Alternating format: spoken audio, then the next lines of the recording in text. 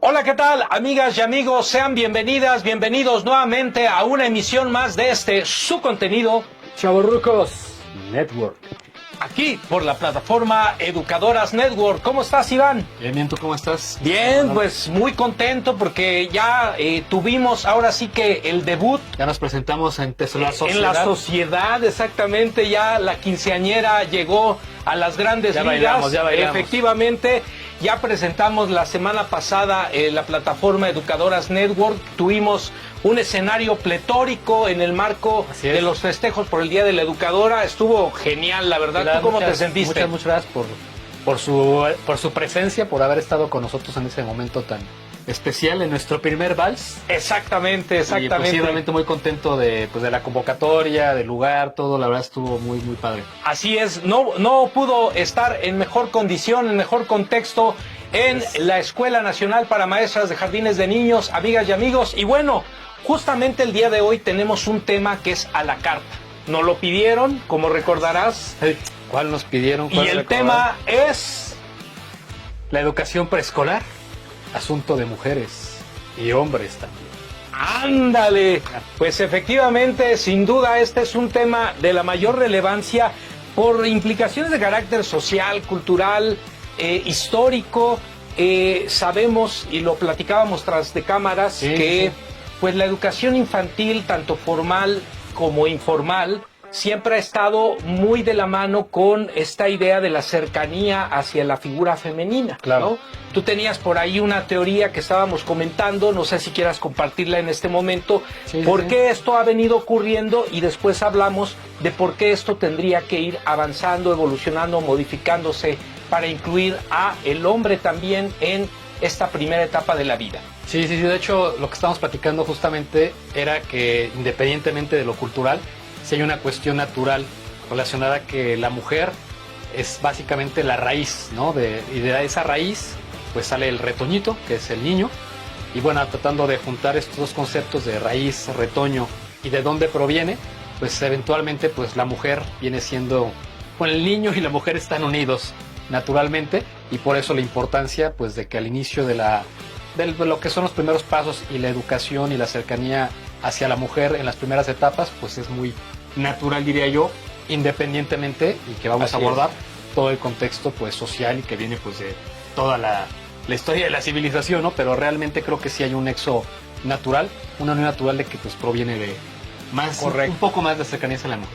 Sin duda alguna, y bueno, justo esto ha ido transformándose, ha ido avanzando a través del tiempo.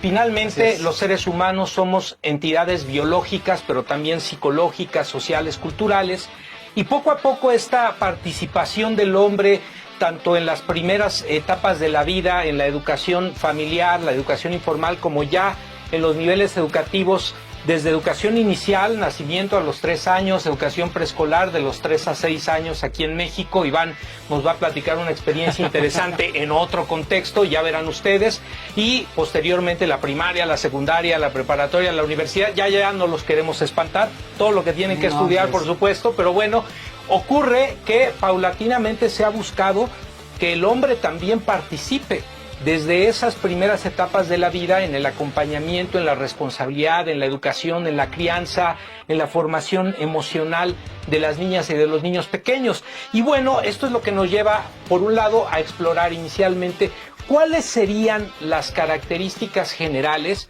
de la educación preescolar. Es un nivel educativo que parte en nuestro país de los 3 a los 6 años de vida. Correcto. Para muchos niños, niñas, es la primera experiencia escolar, aunque hay ya cada vez más niños que tienen antecedentes previos de acercamiento a una estancia infantil, a una guardería, a los centros de desarrollo infantil, los llamados CENDIs, etcétera. Pero bueno, básicamente se trabaja ahí el desenvolvimiento de habilidades de comunicación, ¿no? Habilidades motrices, habilidades de socialización, por supuesto, de resolución de problemas. ¿Qué otros aspectos consideras tú que se trabajan en el nivel preescolar como característica general? Como características, pues primero que nada sí considero, y que creo que no lo tenemos tales en ese concepto, que pues la educación preescolar es, como siendo que es lo primero, los primeros pasos que uno tiene, y lo primero que uno recibe no tiene tal vez la importancia, no le damos la importancia que realmente debe tener, contemplando que es como todo, que es lo primero que uno aprende es lo que más lo marca uno y de lo que más aprende uno, digámoslo así. Claro. Entonces creo que desde ahí sí está un poquito desvirtuada esa parte, ¿no? De la importancia que tiene y por lo mismo pues la preparación que tienen que tener pues ya sean las o los educadores en este nivel para pues poder aportar lo mejor y que sea lo más nutritivo para los niños, ¿no? Que están en esa etapa en la que son pues unas esponjas que aprenden todo y que además tiene un gran eco en la parte psicológica, ¿no? De lo que tú te llevas de esa etapa. Sin duda, fíjate, me resulta muy interesante esto que comentas porque, bueno, estábamos hablando como de lo que ocurre generalmente en el preescolar, pero tú tocas otra característica que a lo mejor es algo que tendríamos que superar y que es la poca valoración social del nivel educativo fuera del ámbito de quienes estamos más familiarizados o conocemos lo que hace la educación preescolar. Lo otro tiene que ver con los primeros aprendizajes de vida, ¿no? Que son la base de otras experiencias formativas, formales e informales, es decir, dentro o fuera de la escuela para cualquier ser humano.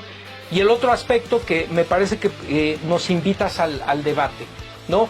Efectivamente, los niños tienen una gran capacidad de aprendizaje en esa etapa de la vida, pero también el niño es un ser activo en su propio desarrollo. Entonces, claro, por un lado puede haber esta idea de la esponja de aprendizaje, pero por otro lado también no perder de vista que el niño es un agente activo en su propio proceso de desarrollo y por lo tanto también toma decisiones, define intereses, tendencias de aprendizaje desde esas etapas tempranas de la vida. Pero por otro lado, Iván, hablando de las experiencias personales, a ver, ¿tú qué es lo que más recuerdas del jardín de niños? ¿Qué es el recuerdo más satisfactorio que tienes del jardín de niños? Y luego si nos puedes hablar, por favor, de lo que viviste con tu hijo en otro contexto, en un país tan distinto como es el caso de Japón. Ok. Bueno, yo tengo muy bonitos recuerdos también, creo, de esa etapa. Creo que lo más bonito es pues que era muy libre. Lo recuerdo uno más que como una escuela, como un área de juegos, pero también que es algo que sí rescataría y que bueno, viéndolo en un contexto ya más actual, pues obviamente lo cual también es un aprendizaje, ¿no? Pero para uno en esa etapa no lo ve así y es muy bonito tener esa libertad y recordar esa etapa dentro de ese contexto me es muy gratificante por esa parte. Creo que lo podría definir sobre todo como, vamos a decirlo, libertad de aprendizaje. Y bueno, pues es lo que más a mí más me hace eco de esa etapa. Claro. Y que pues era eso, llegar a algún lugar y jugar, con qué jugabas. Así es. O sea, todo realmente era más como que tú eras el que llevabas el liderato ahí para decidir qué ibas a hacer o no, a diferencia de lo que es en mi experiencia y lo que yo recuerdo, pues ya la educación formal y de otros niveles, correcto, que es mucho más estructurada y pues lleva un poquito menos de esa libertad que a lo mejor se extraña, ¿no? O sea, sí es para mí ese punto. Un poco menos flexible. Más, ¿no? Menos flexible. Claro. Y eso, bueno, en la parte personal, en lo que me comentabas ya en mi experiencia como padre. Así es. Pues sí fue un poquito diferente a lo mejor en la parte que hicimos de comparando tal vez diferentes tipos de llevar esa misma experiencia, esa misma educación.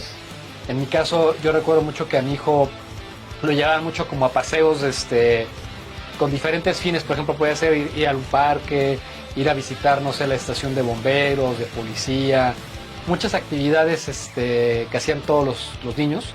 Claro. Pero más en la parte de salir, digamos, del jardín. Salir del jardín y llevarlos así que al mundo real, enfrentarlos a diferentes situaciones que ellos empiezan a conocer y que empiezan a darse cuenta, digamos, de cómo funciona el mundo, pero también una parte muy padre que es pues, el aprendizaje propio y el descubrimiento. Creo que es algo que yo creo que también nos marca como niños, es justamente el poder de sorprendernos, de descubrir cosas. Correcto. Y es más como que te enfoquen, que te ayuden a ti a descubrir eso, más que te impongan una forma de hacer las cosas. Que creo que tenía que ver incluso hasta con tu parte como en la parte de psicología. Claro. Que es realmente que te llevan a que tú te des cuenta de tus problemas y de qué es lo que haces mal y no que te lo resuelva, ¿no? Que uno pensaría como, no, pues estoy muy mal, voy con un psicólogo que me resuelva mi vida. Y no, es más bien un ensayo de darse cuenta de qué es lo que estás haciendo mal a través de conversarlo, a través de empezar a abordar el tema y que tú te des cuenta cómo puedes tú resolverte y ayudarte a ti mismo, ¿no? Oye, me queda pensando que a los niños entonces en Japón los llevan a la calle a conocer diferentes dimensiones del mundo natural, social y apropiarse de ¿no? Acá Exacto. en México salen a la calle en lugar de ir a la escuela cuando se van de pinta, pero en la secundaria. La secundaria, ¿no? sí, es como sí. otra diferencia, Es, ¿no? es otro tipo de paseo y diferentes temas. No, pero también yo recuerdo que estando en el jardín de niños, efectivamente una parte de la propuesta educativa es salir a la calle, y creo que esto tiene que ver mucho con el asunto de formar en la autonomía, ¿no? Quizá también habrá variables de una cultura a otra, por ejemplo, un país como México, un país como Japón, quizá el énfasis haya una variable en relación a fortalecer más en un contexto u otro claro, la autonomía, sobre todo por esta cuestión familiar, del desapego, etcétera. Pero bueno, son situaciones, circunstancias, variables que se presentan. Diferentes formas de ver el mismo, efectivamente. Mismo proceso, pero llevarlo tal vez de diferentes formas. Sin duda, yo por ejemplo, recordaba... la verdad es que las dos mejores etapas de mi escolaridad es... Cuando te ibas de pinta, seguro. Bueno, esa era una etapa muy paseos interesante, muy interesante, de libre albedrío, por diferentes supuesto. cosas. Pero en la experiencia educativa formal, yo recuerdo que es por un lado el jardín de niños y por otro lado la universidad, y hay un denominador común que tú tocabas, el asunto de la libertad, de la flexibilidad, de la posibilidad de explorar. Exacto. Sin tanta rigidez. La universidad donde yo estudié tenía un modelo curricular, el sistema modular, que así lo permitía, y que bueno, pues en el caso del jardín de niños, recordar que Iván y yo somos compañeros de pupitre, sí. Y nos tocó una experiencia justo en el jardín de niños anexo a la Nacional de Educadoras, que fue estar en tercero preescolar en el grupo experimental Montessori. Ya en otra... Experimentaron con nosotros. Experimentaron con nosotros y así quedamos, Por eso. Pero bueno, ya en otro episodio de Chavorrucos Network seguramente tendremos la posibilidad de hablar de la metodología Montessori, una propuesta de trabajo desde luego también muy interesante, pero por otro lado ahora me gustaría jugar un ping-pong, un toma y daca, un checklist con aquí Iván. Vamos a decir una característica cada quien deseable de los rasgos del docente, de la docente de educación preescolar, por supuesto, como siempre, desde nuestro punto de vista. ¿Cuál sería la primera, Iván? Pues la primera, híjoles, hay varias que son importantes. Vamos a poner la primera, me voy a ver un poquito conservador, pero bueno, la preparación académica es algo creo que muy importante para entender la importancia que tienen estos educadores que están formando en la experiencia de estos niños, ¿no? Sin duda, la formación profesional, yo apostaría por la creatividad. No podría pensar en un profesional de la educación preescolar que trabaja con niños pequeños, evidentemente, si no es creativo, si no tiene capacidad de innovación, de reflexionar y replantear constantemente las formas de trabajo frente a las contingencias que se presentan en el día a día. ¿Cuál sería otra? Otra más, veamos, pues yo diría que también necesita bastante paciencia, porque pues son una primera etapa con niños, va a requerir mucha paciencia para abordar todos los temas. Tolerancia, ¿no? Mucha tolerancia, efectivamente. Otro aspecto importante, evidentemente, desde mi punto de vista, tendría que ver con la facilidad para comunicarse con los niños pequeños, ¿no? Para establecer relaciones interpersonales, vínculos emocionales con los niños pequeños, tampoco es algo sencillo. Esa sería, digamos, una característica desde mi punto de vista insoslayable. ¿Cuál sería la tuya? Pues yo creo que también capacidad de análisis y también la comunicación, porque son las dos juntas. Así es. Para justamente poder tanto pues entender, ¿no? Digamos, cada caso, a cada niño, que es pues un mundo diferente, y pues poderle apoyar a cada uno de forma individual. Efectivamente. Por otro lado, también muy importante, quizá en toda profesión, pero particularmente acá, el trabajo en equipo. También. La capacidad para colaborar, para trabajar en equipo, tomar acuerdos, respetar los acuerdos con los alumnos, con los padres de familia, con los propios compañeros maestros, sin duda es un elemento fundamental. De acuerdo. ¿Cuál es la tuya ahora? No, pues eran 5, ya te pasaste. Oh, yo quería que dijéramos 5 cada quien, pero bueno, pues está bien.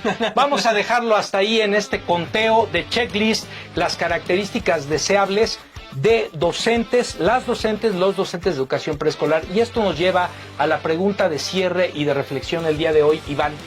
¿Estas características solo estarán presentes en las mujeres o también o los hombres? Claro, no, yo creo que en todas en todas las áreas realmente creo que tenemos ambos Así es. capacidad para hacerlo. Habrá algunas que se nos faciliten más o no por diferentes cuestiones. Así es. Pero creo que sí todos tenemos la capacidad para poder contribuir en cualquier área, independientemente de, obviamente, pues, estamos platicando del género y también del área.